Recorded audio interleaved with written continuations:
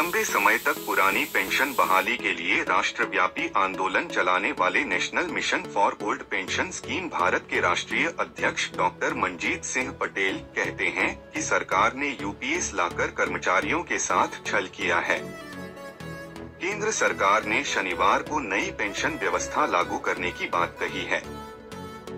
इस स्कीम को नाम भी नया दे दिया गया है। मतलब यह नाम ओपीएस और एनपीएस से जुदा है।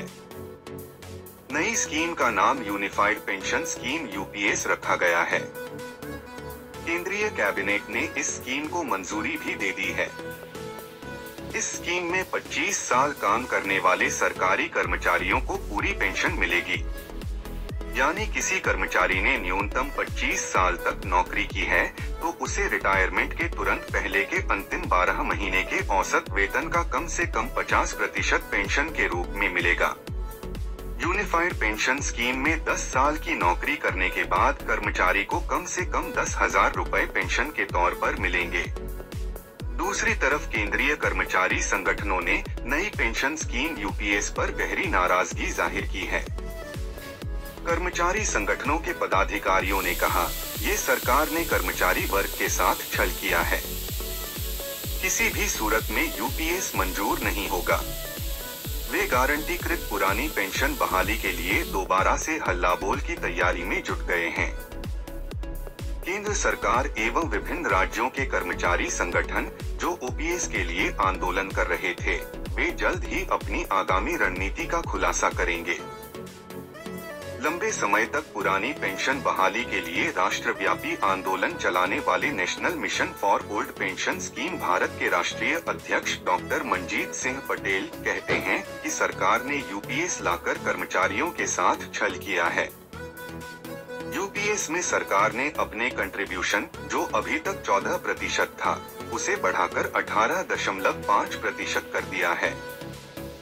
यहाँ तो सब ठीक है, यह बात काबिले तारीफ भी है, लेकिन हमारी मांग रिटायरमेंट पर 50% बेसिक सैलरी और डीए अलाउंस के बराबर की थी, न कि कंट्रीब्यूशन घटाने या उसे बढ़ाने की। बतौर डॉक्टर मनजीत पटेल, कर्मचारियों की दूसरी डिमांड यह रही है कि हमारा पैसा रिटायरमेंट पर बिल्कुल जीपीएफ की तरह ही हमें वापस कर दिया जाए। सरकार नई व्यवस्था यूपीएस में वह सारा पैसा ले लेगी, यानी कर्मचारियों का 10% भी और खुद का 18.5% भी। पटेल कहते हैं, हमें अपने वाले कंट्रीब्यूशन में से केवल आखिरी के 6 महीना की सैलरी जितनी बनेगी, सरकार उतना हमें वापस कर देगी। ऐसी स्थिति में तो यूपीएस की बजाय एनपीएस ज्यादा बढ़िया होगा। हमारा आंदोलन ओपीएस के लिए था। सरकार ने पुरानी पेंशन जैसा कोई भी प्रावधान यूपीएस में शामिल नहीं किया है, इसलिए कर्मचारी अपना आंदोलन जारी रखेंगे। केंद्रीय कर्मियों के एक बड़े संगठन confederation of central government employees and workers के महासचिव एसबी यादव ने कहा, हमारा स्टैंड क्लियर है।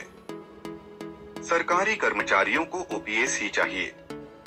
यूपीएस किसी भी सूरत में स्वीकार नहीं करेंगे। सरकार की इस नई स्कीम को लेकर कॉन्फेडरेशन जल्द ही बैठक करेगा। उसमें आगामी रणनीति की घोषणा की जाएगी। ये क्लियर है कि कर्मचारियों को ओपीएस के अलावा कुछ मंजूर नहीं। अखिल भारतीय रक्षा कर्मचारी महासंघ AIDF ने प्रधानमंत्री मोदी और JCM के प्रतिनिधियों की बैठक का बहिष्कार किया था।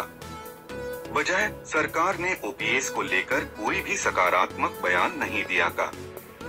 सरकार अपनी बात पर ही अड़ी रही। नतीजा, सरकार ने ओपीएस पर आंदोलन करने वाले कर्मचारी संगठनों की राय लिए बिना ही यूपीएस को लागू करने की बात कह दी। अब दोबारा से आंदोलन शुरू होगा। National movement for old pension scheme NMOPS के राष्ट्रीय अध्यक्ष एवं अटेवा के प्रदेशाध्यक्ष विजय कुमार बंधु ने कहा, यदि सरकार एनपीएस से यूपीएस का विकल्प दे सकती है तो फिर ओपीएस का विकल्प देने में सरकार को क्या दिक्कत है। यदि यूपीएस में बेसिक का 50% दे सकते हैं तो ओपीएस में भी 50% ही तो देना होता है। नाम बदलने से काम नहीं बदलता। यह जितनी भी योजनाएं लाई जा रही हैं, सभी स्कीम हैं। तभी तो रोज बदलना पड़ रहा है।